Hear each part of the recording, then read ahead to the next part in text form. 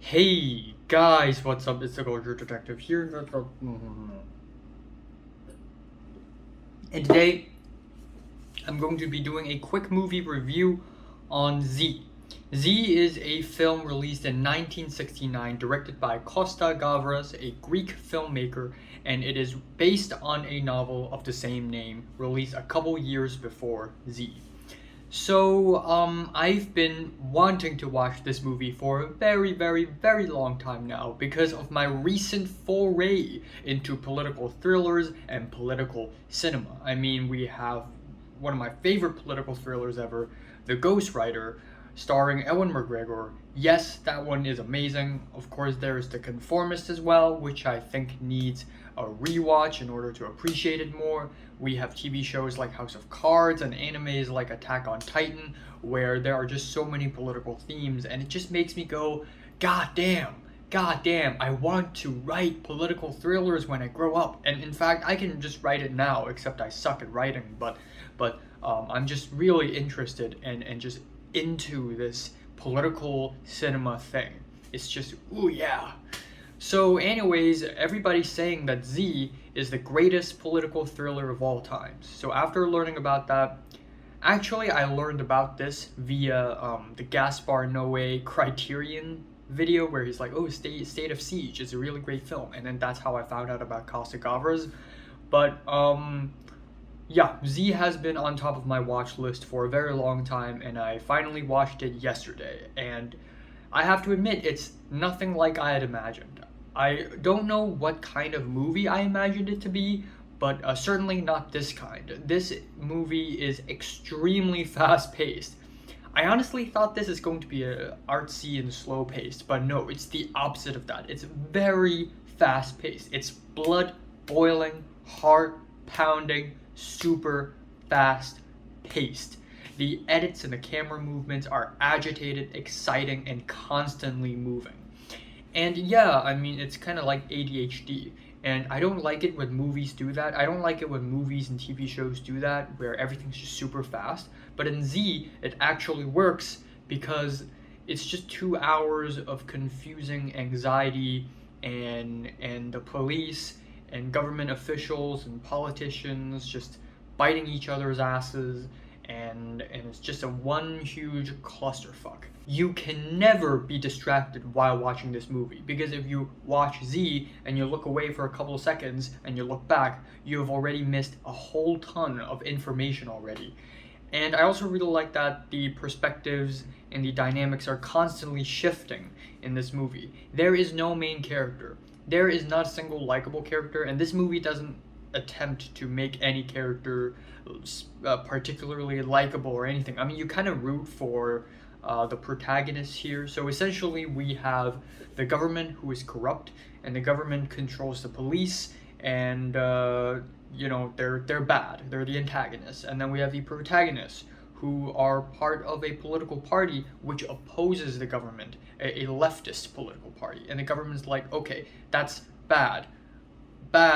So the government and the police are conspiring to basically assassinate these leftist party officials.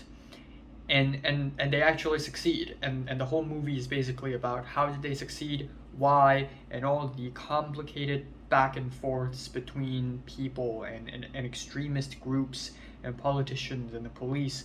And then a magistrate is involved, a prosecutor, where his job is basically to interview a lot of people, find out the truth, basically like a police officer, but independent from the police.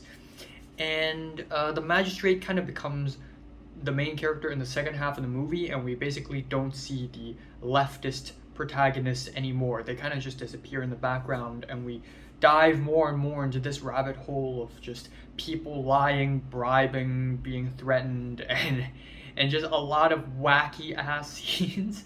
A lot of scenes where some guy is just like outside of a hospital door with a club, ready to beat up whoever's confessing the truth.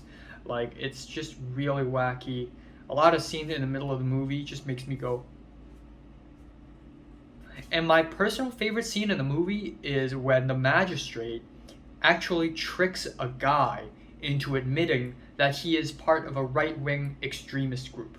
And at first the guy's like, no, I didn't do anything. I mean, I was during the night of the assassination, I was just at some bar. You know, I didn't do anything.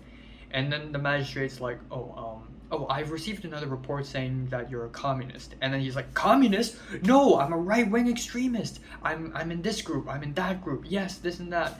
And he messed up. He messed up real bad. But yeah, ultimately, this isn't a movie for the faint of hearts. At the end of the day, I mean, it's very accessible and fun, but at the end of the day, if you're looking for a super linear story with a climax, if you're looking for some really likable characters, you're not gonna get that. You're just gonna get blood-boiling political thriller for 2 hours straight.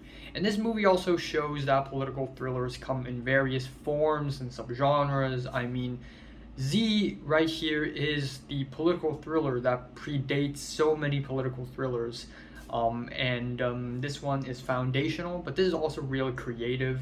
Every political thriller can be a little bit different. It could be about a ghostwriter writing articles for an ex-prime minister being tailed and stalked, like in The Ghostwriter, or it could be a guy trying to spy for a fascist empire like The Conformist. It could be about an evil, power-hungry, manipulative congressman trying to climb up the ladder to become the president in the White House, like House of Cards, and also Attack on Titan, where